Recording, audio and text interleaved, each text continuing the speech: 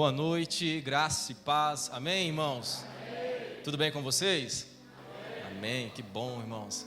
É muito bom estar aqui, irmãos, com vocês. Mais um domingo para a gente continuar cultuando a Deus, né? E eu tenho certeza, irmão, que quando nós viemos à casa do Senhor com o coração aberto, Deus fala conosco. Nosso Deus é um Deus comunicativo. Nosso Deus é um Deus que se expressa, que fala. Ele não está mudo. Então, depende de você nessa noite abrir seu coração. Depende de você nessa noite prestar atenção. Sabe, Paulo fala lá em Romanos 12:1, para a gente entregar a Deus um culto racional, né? Entrega o seu corpo como sacrifício vivo, um culto racional. Vamos entregar um culto a Deus com inteligência, sabendo o que estamos fazendo. Amanhã, na segunda, na terça, deixa que amanhã você resolve os problemas de amanhã. Agora é hora de ouvir a palavra de Deus. Agora é hora de abrir os ouvidos, abrir o coração e se atentar para o que Deus quer falar para você. Amém? Amém, glória a Deus. Abra sua Bíblia comigo. Salmo de número 73. O título da nossa mensagem é No Limite da Fé. Eu acredito que a maioria, quase que total, se não todos, mas a maioria daqui já passou por aquilo que eu vou querer construir nessa noite aqui, pela ideia que nós vamos conversar aqui nessa noite. É algo bastante comum, bastante corriqueiro, e acredito eu que muitos que estão aqui já passaram por isso. Salmo de número 73. Nós vamos ler o versículo 1 e o versículo 2. Diz assim, todos encontraram? Posso ler então? Verdadeiramente, bom é Deus para com Israel, para com os limpos de coração. Quanto a mim, os meus pés quase que se desviaram, pouco faltou para que escorregassem os meus passos. Fica com a sua Bíblia aberta, mas olha aqui para mim. Às vezes a gente está no culto, né? Dá vontade de ler outros versículos, de ler outras passagens da Bíblia. Principalmente a nossa igreja, né, que tem esse caráter formativo de pessoas que pregam. Mas, irmão, segura a onda aí, tá? Vamos prestar atenção no texto. Depois lá na sua casa você lê outros textos, outras passagens. Porque Deus quer falar com você hoje é no Salmo 73. Deus quer falar hoje com você através da história de Asaf, um homem que escreveu esse salmo, um homem de Deus, um homem que conhecia Deus, um homem que estava continuamente na presença de Deus. Mas ele fala aqui no versículo 2 que os seus pés quase que se desviaram, os seus passos quase que saiu do caminho de Deus. Vamos entender um pouquinho, irmãos. Quem foi Asaf? Asaf era da tribo de Levi. Quando ele escreveu esse Salmo 73, ele tinha 65 anos de idade, já estava um pouquinho avançado na idade, já quase se aposentando no ministério. Ele nasceu na tribo de Levi. Por ter nascido na tribo de Levi, ele foi consagrado desde criança a ser um levita, a ser um cantor, um adorador no templo, lá na casa de Deus daquela época. Então desde pequeno ele aprendeu a tocar instrumentos, aprendeu a cantar, aprendeu a adorar, fazia isso com muita propriedade, fazia isso com muita qualidade. Asaf era um dos líderes do ministério levítico, que hoje se compara ao ministério de louvor, durante o reinado do rei Davi. Então, o louvor, irmãos, eram 24 horas que acontecia no templo, e era dividido em turnos, e um dos turnos quem cuidava era Asaf. Asaf tem uma relevância tão grande que ele escreveu aproximadamente 10% do livro de Salmos. Salmos tem 150 capítulos. Asaf escreveu 12 salmos, salmos poéticos, bonitos. Mas aqui nesse salmo ele conta o testemunho dele, dizendo que os seus pés quase que se desviaram. Irmão, esse negócio de quase caiu, quase desviou, é um perigo. E aconteceu com um homem de Deus, um homem que conhecia a presença de Deus, que sabia identificar a voz do Senhor, que conhecia a Deus não pela boca ou pela mão dos outros, mas que conhecia a Deus por ter um relacionamento próprio, particular e somente com Ele. Mas por que esse homem quase caiu? Por que esse homem quase teve o seu ministério destruído? Já no fim, já perto de aposentar. Você está com a Bíblia aberta? Acompanha comigo aí, versículo 3. Pois eu tinha, isso aqui é Asaf falando. Pois eu tinha o quê? Inveja dos soberbos, ao ver a prosperidade dos ímpios. Olha aqui para mim, por favor. Por que esse homem quase caiu, quase abandonou a fé? Porque ele começou a ter inveja do ímpio. Eu vou falar aqui muita palavra ímpio durante a mensagem. Ímpio, saiba que ímpio é aquele que não conhece a Deus, aquele que não tem um relacionamento com Deus. Teologicamente, ímpio é aquele que pratica impiedade, que só faz coisa errada. E Asaf, um homem de Deus, que tinha experiência com Deus, começou a ter inveja do ímpio, do soberbo. O que é inveja, irmãos? Inveja é uma infelicidade por causa do sucesso alheio. É um desprazer, um desgosto por causa do sucesso de outra pessoa. A inveja, ela está relacionada ao ser, ao ter e ao fazer de uma outra pessoa. O invejoso, ele não quer uma casa igual a sua, ele quer a tua casa. O invejoso, ele não quer um carro igual ao seu, ele quer o teu carro, com a mesma placa.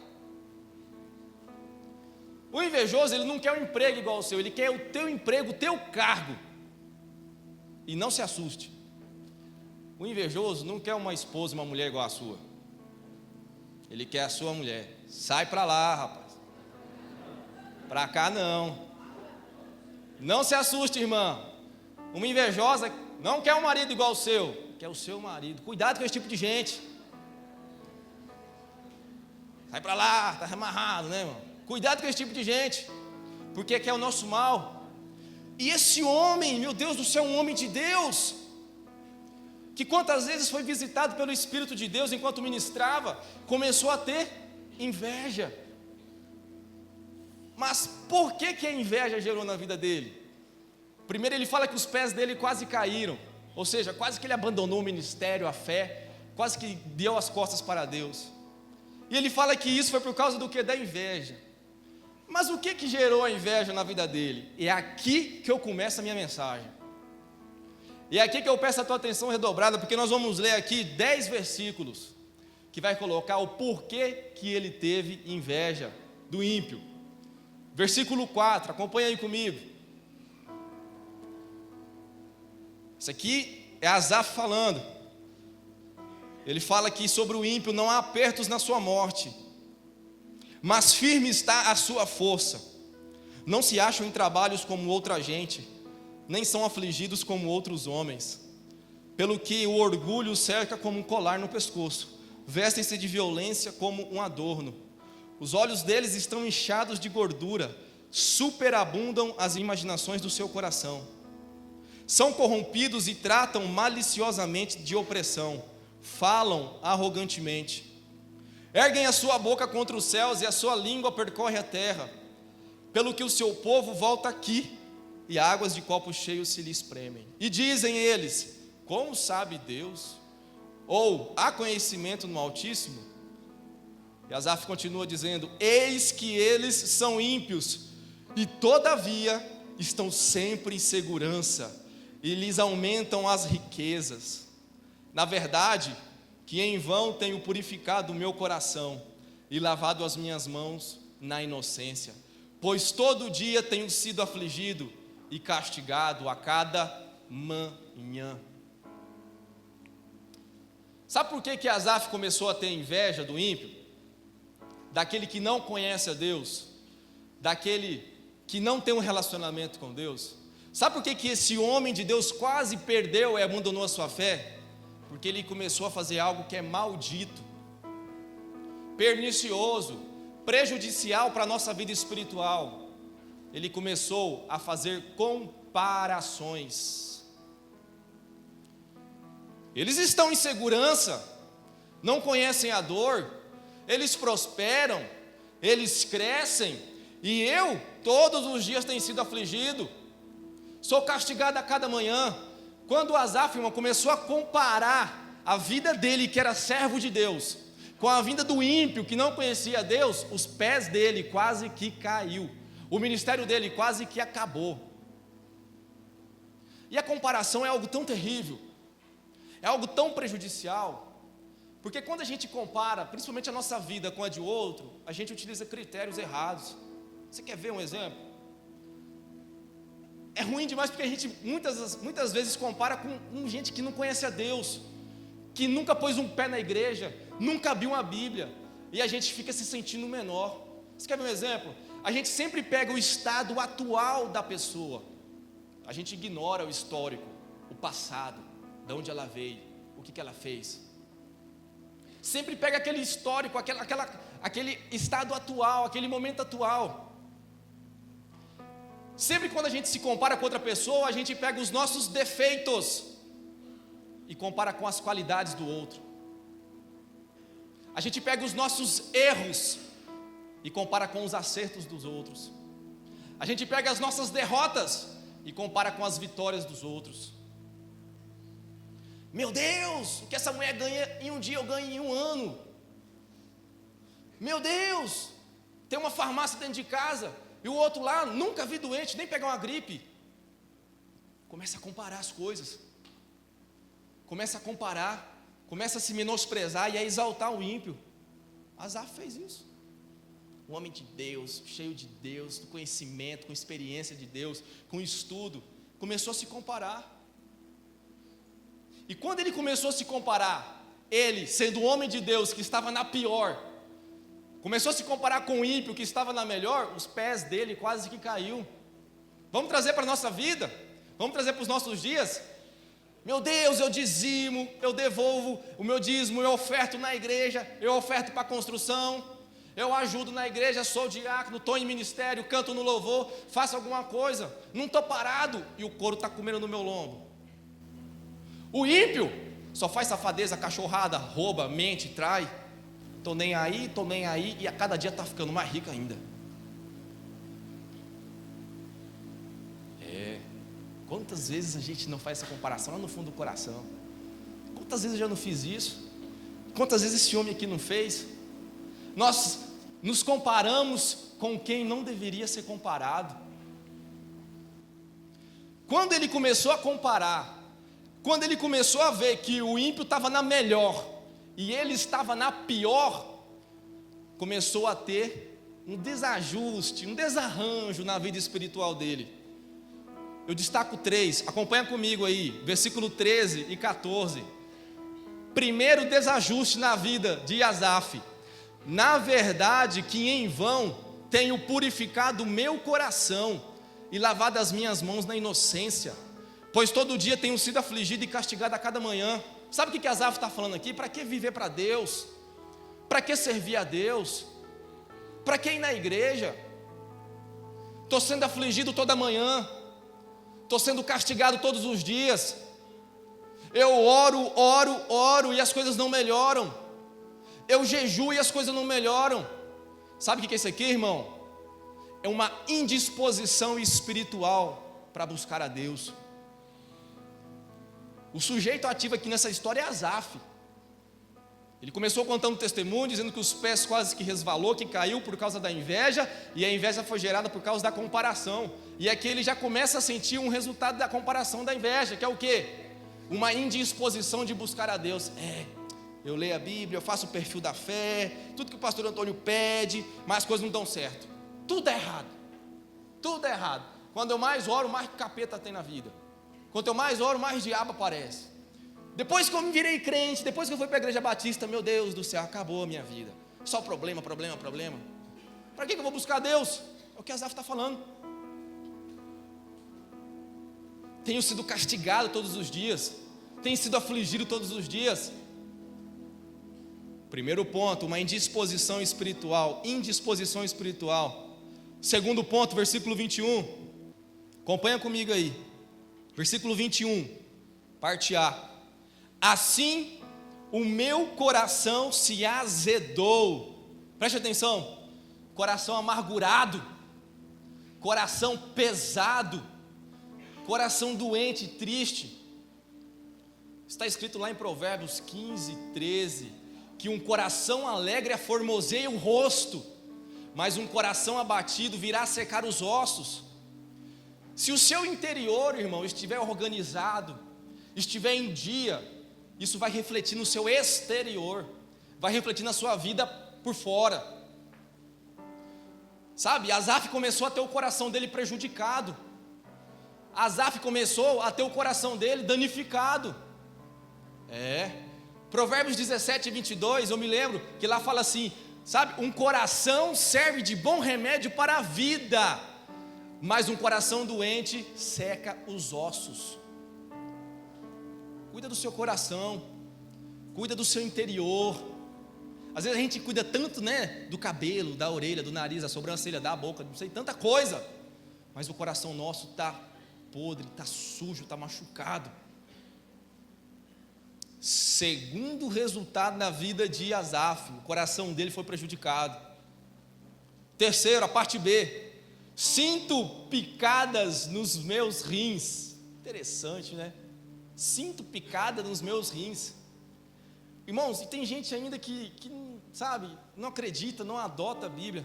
Sabe o que a Bíblia está falando aqui há mais de 2000 anos? Aquilo que a medicina vem falando há 50, 60 anos. Que o corpo pode ser afetado por doenças psicossomáticas, doenças causadas pelo emocional, pela alma. O cara ficou com tanta inveja, o cara ficou tão prejudicado que começou a sentir dores nos rins. Às vezes você está com uma gastrite, está com uma dor de cabeça crônica, não sabe quando começou na sua vida, mas vem carregando ela até hoje. Isso pode ser causado por causa do seu emocional. Vive uma tensão louca, vive uma pressão doida, vive um desespero todos os dias, vai atingir seu emocional. Sua imunidade abaixa, o seu corpo fica exposto, vai atingir. Olha o que aconteceu com esse homem, começou a ter problema nos rins. Vamos lá, 22, ele continuou dizendo, assim me embruteci e nada sabia, era como um animal perante ti, um estúpido, um grosso, um ignorante na presença de Deus. O homem que tinha crescido na presença de Deus se tornou um animal diante de Deus, que não se relacionava com Deus, que não orava mais a Deus como deveria, que não buscava mais a Deus como deveria, que não cantava mais a Deus com a sua força, com a sua, sabe, com toda a sua energia, com o seu gás. Ele está falando aqui, eu me embruteci e nada sabia, esqueceu de tudo que Deus tinha feito, era como um animal perante ti, estúpido, grosso, um homem de Deus, um homem que conhecia Deus, estava sofrendo as consequências por não ter cuidado da comparação que fazia com o ímpio, com gente que não conhece a Deus. O problema desse homem era inveja, irmãos. Qual que é o nosso problema? Às vezes a gente pode ser afetado por tantas coisas, o nosso coração pode ser prejudicado, sabe, até nossa saúde física afetada, sabe, a gente se tornar uma pessoa que não conhece a Deus, mesmo estando dentro da casa de Deus, às vezes por causa de um perdão que a gente não libera, às vezes por causa de uma traição que fizeram contra nós e a gente ainda não elaborou isso muito bem. Às vezes a gente confiou em alguém que não deveria confiar e essa pessoa traiu essa confiança. Sabe, às vezes até por uma resposta de oração que está demorando, que não chega. Qual que é o nosso problema? Qual que é o nosso problema? A gente tem que analisar, a gente tem que pensar. Mas o interessante é que Asaf começa a mudar a vida dele a partir de 3 passos que ele toma, e que isso sirva de remédio para nós, que isso sirva de exemplo para nós. Até aqui, irmão, ele só estava afundando, até aqui ele só estava em decadência, caindo, doente, longe de Deus, não conhecia Deus. Mas aí ele toma uma atitude que começa novamente a reestruturar a sua vida espiritual, que isso sirva de exemplo para a gente. Acompanha comigo, versículo 15, é Asaf falando, se eu dissesse, também falarei assim, eis que ofenderia a geração dos teus filhos. Olha aqui para mim, por favor. Sabe qual foi a primeira atitude de Asaf? Quando ele começou a entender que ele estava sendo prejudicado, ele refreou-se, ele começou a exercer o domínio próprio. Ele falou aqui: se eu falasse também assim, ofenderia a geração dos teus filhos. Sabe o que Asaf fez? Calou a boca, ficou quieto. E é o que muita gente tem que fazer, irmão. Tem de crente linguarudo, boca aberta, que reclama de tudo. Reclama do governo, reclama da igreja, reclama do pastor, reclama da construção, reclama da terra, reclama da rua, reclama dos carros, do estacionamento, do buraco que tem na rua. Se faz frio, reclama. Se faz calor, reclama. Se chove, reclama. Se não chove, reclama. Reclama de tudo. A comida está quente, mas a comida está muito fria. Reclama de tudo, de tudo, de tudo. Nada está bom. Nada está bom, nada satisfaz. Olha o que ele falou: se eu também falasse assim, ofenderia a geração dos teus filhos. Sabe o que ele ficou? Quieto. E é o que muitas vezes nós temos que ficar, irmão, com a boquinha calada, quietinho. Você sabia que a murmuração ela é uma reclamação sem fundamento contra Deus. Quando a gente murmura contra Deus, quando a gente reclama, sabe o que a gente está falando, irmãos? Deus, o Senhor não é tudo isso que o Senhor falou que é, não. Deus, o Senhor é um mentiroso. É isso que a gente fala, irmão. Deus, a tua promessa não está chegando. Como é que é? Pega na garganta de Deus, espreme ele na parede e começa a murmurar. Irmão, tem coisa que a gente não tem que ficar perguntando, não. Tem que ficar em silêncio, de joelho dobrado e orando. Tem respostas, irmãos, que a gente vai alcançar no silêncio de Deus. Deus não deve satisfação para nada, para ninguém.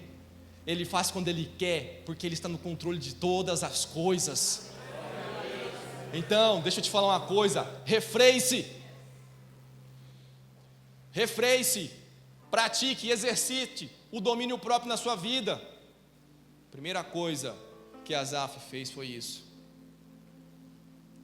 Segunda coisa que Asaf fez, versículo 16: quando pensava em compreender isto, fiquei sobremodo perturbado.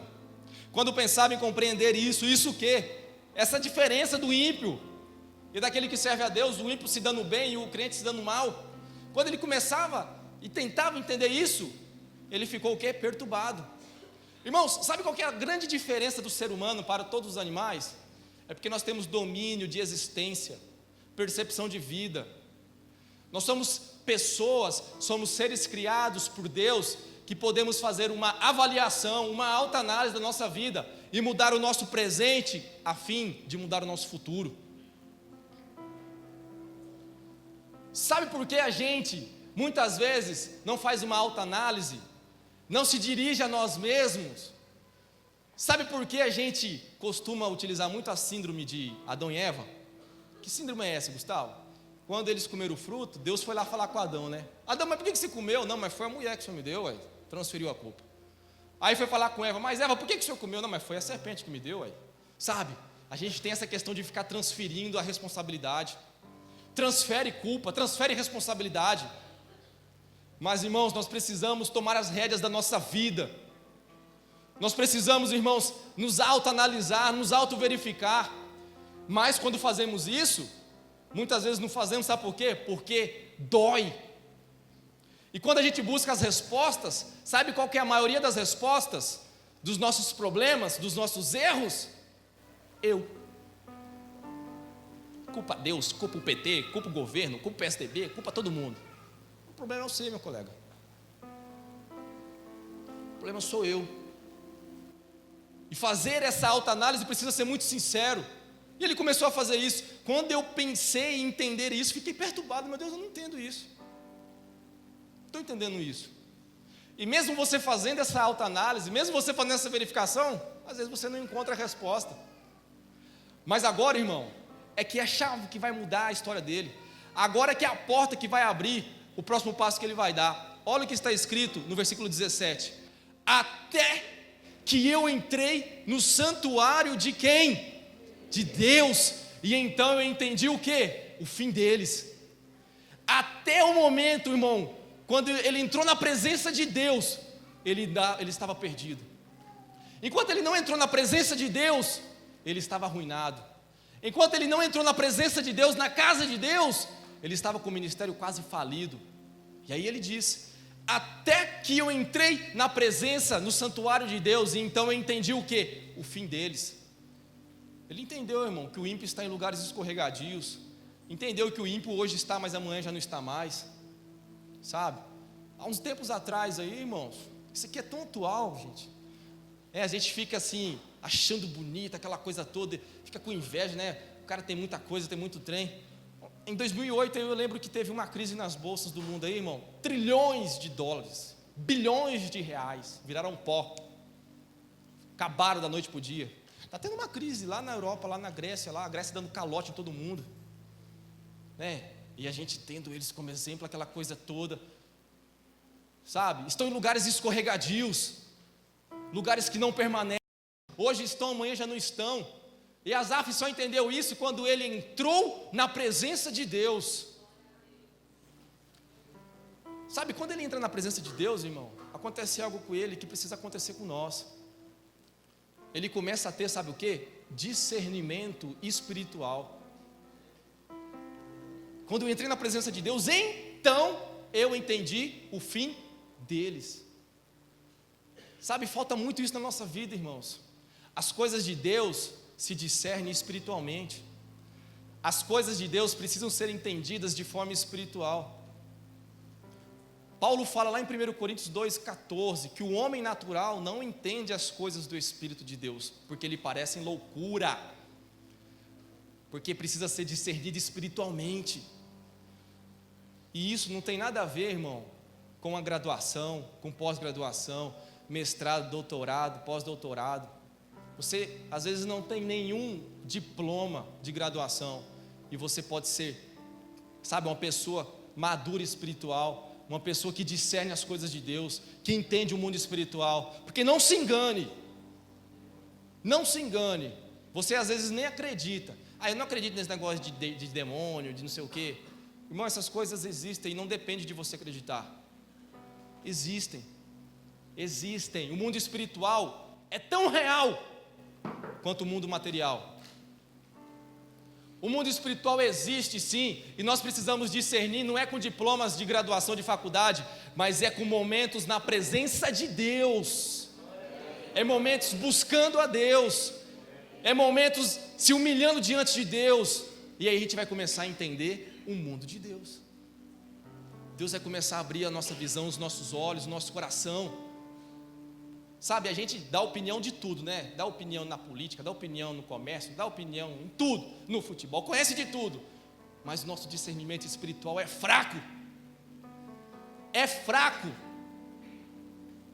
Sabemos de tudo, mas quando é sobre discernir as coisas de Deus, não, isso aqui é de Deus, isso aqui não é de Deus. O diabo deita e rola na gente, irmão. E não deveria ser assim. Nós precisamos crescer. É como o apóstolo Pedro fala em sua carta: antes crescei na graça e no conhecimento do Senhor Jesus Cristo. Esse homem foi ter discernimento quando ele entrou na presença de Deus. Então ele entendeu o fim deles. Olha que interessante. Depois que ele teve esses 3 passos, né? Ele se refreou, ele começou a analisar a vida dele, ele entrou na presença de Deus, a coisa na vida dele começou a mudar. E aí, irmãos, aqui falam de 12 benefícios que ele alcançou, mas eu só vou falar de 5, tá? Depois que ele começou a se encher de Deus, a estar na presença de Deus, a ser novamente cheio do Espírito de Deus, olha a primeira coisa que aconteceu com ele, versículo 23, ele começou a falar: todavia, eu estou de contínuo contigo. Irmão, quando você começar a entrar na presença de Deus, Deus vai estar com você. Você é o sujeito ativo na sua vida espiritual. Não espere a circunstância, não espere as coisas darem tudo certo. Busque hoje a Deus. Vai acontecer aquilo que Davi colocou lá em Salmo 23:4. Ainda que eu andasse no vale da sombra da morte, não temeria mal algum, porque tu estás comigo. Ele começou a voltar a ter um relacionamento com Deus, ponto 1. Ponto 2, olha o que ele fala, no versículo 23, tu me seguraste pela mão direita. Sabe o que significa isso, irmão? Deus vai te sustentar em todas as coisas. Sustento, Deus segurando pela tua mão direita, te sustentando, te segurando. É aquilo que está escrito lá em Isaías 41:10, não temas, não te assuste, porque eu sou o teu Deus, eu te ajudo, eu te fortaleço, eu te sustento com a destra da minha justiça. Irmão, pensa no planeta Terra, uma bola no meio do nada. A palavra de Deus fala em Hebreus 1:3 que Deus sustenta todas as coisas pela palavra do seu poder. Como é que Deus sustenta galáxias, planetas, o planeta Terra, e não pode sustentar a tua vida? Num país tão rico como o Brasil, numa terra tão crescente como o Rio Verde. Ei, tá difícil, mas Deus está te sustentando. Ei, você não está vendo porta aberta, mas Deus está te sustentando. Ele está no controle de todas as coisas. Ele tem o domínio de todas as coisas. Olha, irmão, quando ele entra na presença de Deus, ele entende que Deus está com ele. Ele entende que Deus sustenta ele. Versículo 24: guiar-me-ás com teu conselho. Ah, Jesus. Sabe o que ele está falando aqui? Senhor, eu sou guiado pela tua palavra. Eu sou guiado pelo teu conselho. Sou guiado pela tua palavra. Irmãos, nós temos que conhecer a palavra de Deus. Não tem atalhos, não tem mágica. Você tem que sentar o bumbum na cadeira e ler a Bíblia. Tem que ler a Bíblia. Tem que buscar a Deus, do Deus da palavra. Sabe, irmãos, eu gosto do Salmo 119. É um salmo que fala muito da palavra. Ele fala várias e várias vezes da palavra.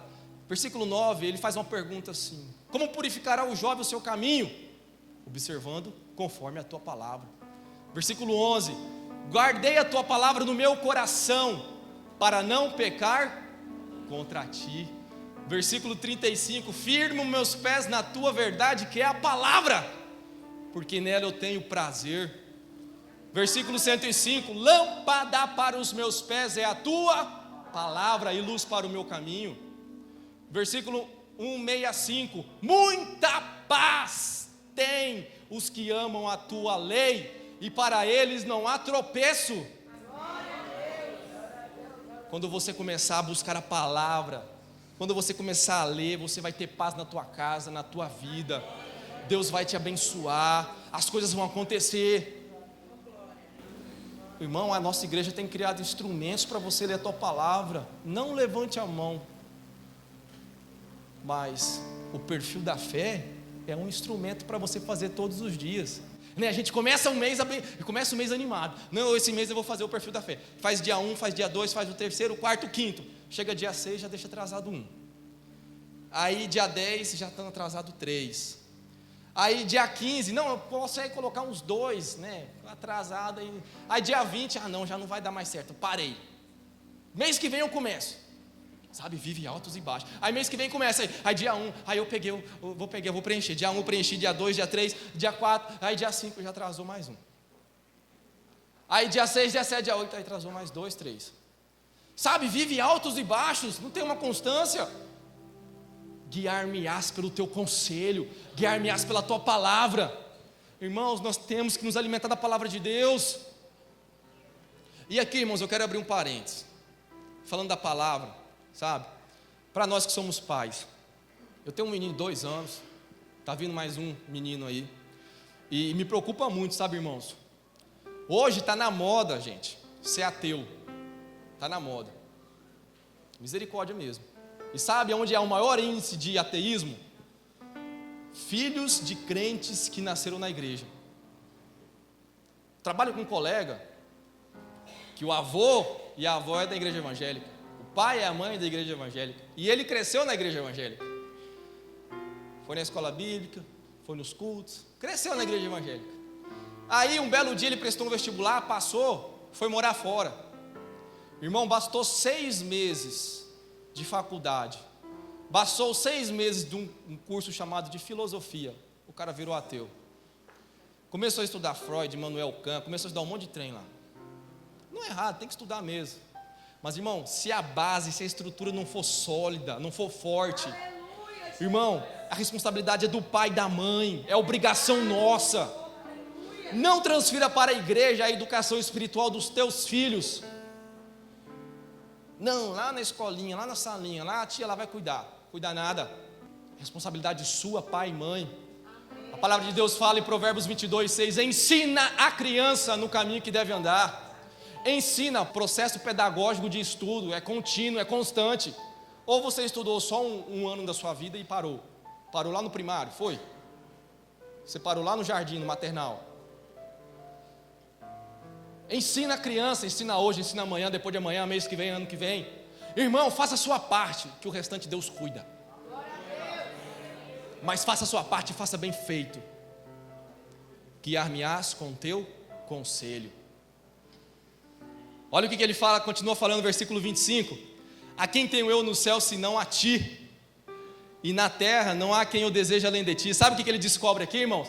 Que ele é totalmente dependente de Deus. A quem tenho eu no céu além de ti? A quem tenho eu na terra? Irmão, nós temos que ser dependentes de Deus. Temos que ser dependentes de Deus. O meu serviço, o meu emprego, a minha empresa, eu dependo do Senhor.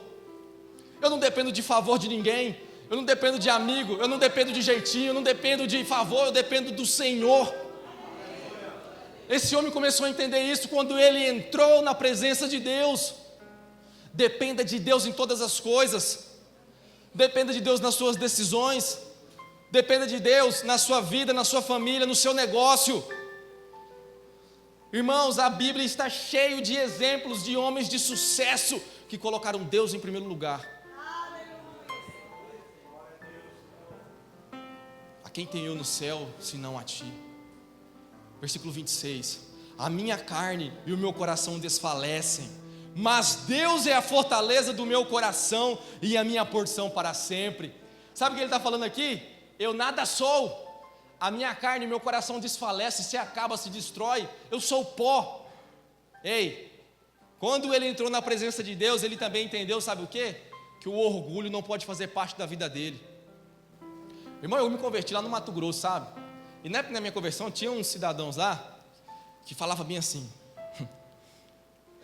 oh, Deus me deu uma revelação, mas o mistério é muito grande, é profundo, vocês não têm maturidade para ouvir isso, né? E falava aquela história toda. Falei, meu Deus do céu, quanto que eu vou entender esses trem, né?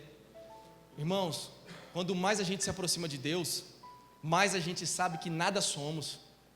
Povo que fala assim, irmão, povo que não conhece a Deus. Quanto mais fala assim, mais besta fica. Quanto mais eu conheço a Deus, mais eu entendo que eu nada sou, nada tenho. Mais humilde eu me torno, mais centrado eu me torno. A minha carne e o meu coração se desfalecem. Irmão, na presença de Deus não há título, não há posição, não há nada. Na presença de Deus nós somos o pó. E por fim, eu finalizo com o versículo 1, que na verdade é a conclusão do Salmo. Volta para o versículo 1. Ele começa com a conclusão, e depois ele começa a discorrer a sua história, o seu testemunho. Ele diz: verdadeiramente, bom é Deus para com Israel, para com os limpos de coração. Sabe o que ele descobriu no fim da história toda? Que Deus é bom. Deus é bom. Apesar da luta, Deus é bom. Apesar da dificuldade, Deus é bom. A porta está fechada, mas Deus é bom. Você está doente, mas Deus é bom. Está sem emprego, mas Deus continua sendo bom. Deus é bom. Deus é bom. Ele tem o controle de todas as coisas na sua mão. Salmo 136 fala 26 vezes da bondade de Deus. Eu cito aqui os 4 primeiros versículos. Versículo 1: louvai ao Senhor porque Ele é bom, porque a sua benignidade dura para sempre. Louvai ao Deus dos deuses porque Ele é bom, porque a sua benignidade dura para sempre. Louvai ao Senhor dos senhores, porque Ele é bom, porque a sua benignidade dura para sempre. Aquele que só faz maravilhas, porque a sua benignidade dura para sempre. Irmão, está difícil? Adore a Deus, porque Ele é bom. Ele é bom. Está demorando a vitória chegar? Ele é bom. Adore porque Ele é bom. Sirva a Deus, viva com Deus porque Ele é bom. Ele só entendeu essas coisas quando ele estava na presença de Deus. Ele entendia que Deus é bom. Ele entendia que Deus era o maior tesouro da vida dele. Fica de pé no seu lugar, fecha os seus olhos, vamos fazer uma oração.